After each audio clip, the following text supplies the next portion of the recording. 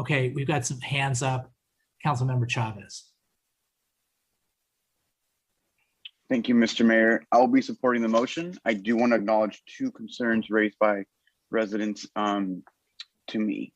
So the first one was people were talking about, I guess it's three things, so my apologies there, about why is there no 1,000 feet per business and why is there no cap on businesses? The thing we see once we look at the map, if you have the map in front of you, you can look at the map. It is pretty limiting on the number of businesses we can have in Costa Mesa just by the zoning itself. So the fear I had particularly was if we do a requirement of only if you can't have business within 1,000 feet, what happens if you get someone that's not the best operator that goes in first?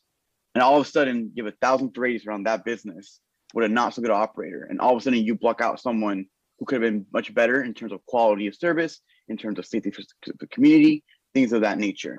What I was fearful of was by doing a barrier of 1,000 feet, we limit market competition to allow those that are better operators to rise up and those that are worse to go down. That's kind of the reason why I was against a 1,000-foot buffer between stores. And also the fact that was not actually in the ordinance that went to the public to be voted on. If we wanted that, we would have included that before it went to the people. Second point, on terms of caps, similar situation. I look at our neighbor Santana to the north, right? They have a cap of 20 stores at all times in Santana. And what happens in Santana is that around 5 to 6 of those stores are constantly flipping owners because the city of Santana can only really have 14 businesses that are operational and profitable in the city. So imagine a situation in Costa Mesa where we say a cap of, let's say 20 like them, for example, right?